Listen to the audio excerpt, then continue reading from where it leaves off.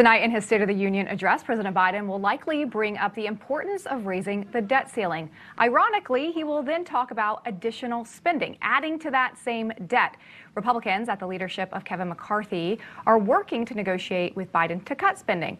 And in a recent letter to the president from the Republican Study Committee, they said this, quote, "It's imperative that we move quickly to address skyrocketing inflation, a crippling $31.5 trillion in national debt, and the impending insolvency of our nation's major trust funds." Well, let's welcome in the chairman of the Republican Study Committee, Oklahoma Congressman Kevin Hern. Congressman, welcome to the show. It's great to have you tonight. All right, it is widely expected, as I said, that the president will try to make this case that the economy is strong.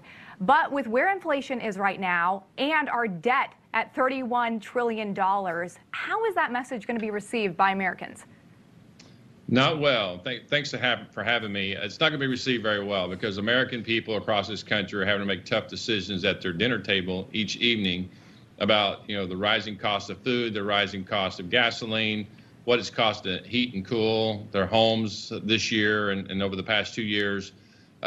He's going to talk about how great the southern border is, and when we have the highest record, the number of people crossing the southern border, thousands, hundreds of thousands of people dying fentanyl. He's going to talk about how great our energy industry is, what he's doing, but he's not doing anything.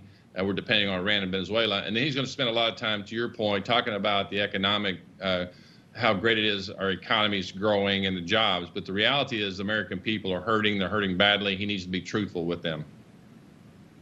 So, Congressman, the White House keeps arguing that they don't think that the debt ceiling should be raised with any conditions. Republicans say that we need spending reforms. And then the White House is saying, well, if you guys want to see these spending reforms, show us your cards. Do you think the Republican Study Committee should lay out some ideas that show where the waste, the duplication is in the federal budget and where you guys would make spending reforms so the American people can get an idea of where all this excess spending comes from? Yes, Sean, it's a great point. Certainly, 3 weeks ago, I wrote the letter that you saw, sent it to the president, sent it to the members of the Republican Study Committee, laying out the historical precedent being set that when we have a debt limit increase, that we sit down and have an adult dialogue about our spending in this country. We've done that time and time again over the last 10 or 12 debt ceiling increases, all the way back to Graham Rudman, some of the famous names, that some resulted in gamesmanship, brinksmanship with the sequestration.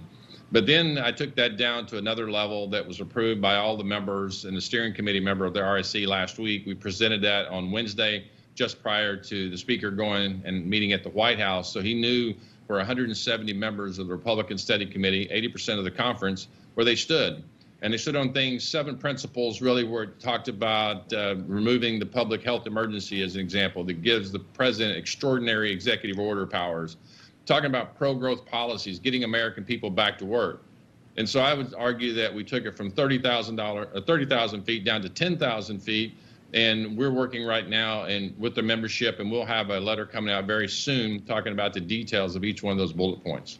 Well, let me ask you this, because there's a very slim majority for Republicans in the House, just 4 seats. So it's great that you have 170, but are you confident that the whole conference can get on board with these budget cuts? Well, certainly it's the job of the Republican Study Committee for the last 50 years is keep the conference as conservative as possible. It's the subtitle or the known phrase for the Republican Study Committee is the conservative conscience of the Republican Party. And that's what we'll do. We'll continue to do that, whether we're in the majority or the minority. But when you look at this, the American people are demanding that we balance our budget at the federal government level and quit spending so much of their money on things that don't really matter.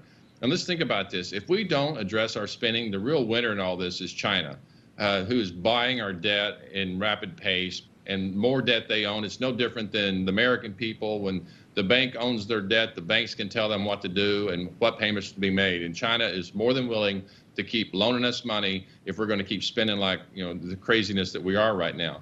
And we talk about balanced budgets. The Republican Study Committee, year in and year out, produces a balanced budget.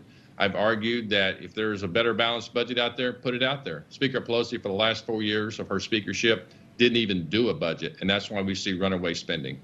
Well, you talk about China and then buying up our debt. I feel like after this balloon that happened last week, there's more of an interest for bipartisanship on China. And so hopefully we'll see some rhetoric from the president tonight on that. Before we let you go, Congressman, though, I do want to ask you about this. So many other members, Republican members of the House, have been very outspoken about DirecTV deplatforming Newsmax from their channel lineup. Where do you stand on that? Well, it's certainly very concerning with what we've seen with the government being involved in media over the last certainly 4 years.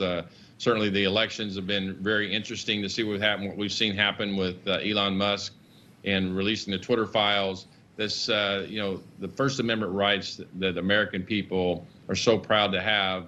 The first right we have is freedom of speech and the freedom to know what's going on. And to see what's happening right now with some of our big carriers is very problematic in, suppressing shows just like Newsmax here and so many others across this country, whether it's traditional media platforms like Newsmax or whether it's social media platform like Twitter and others.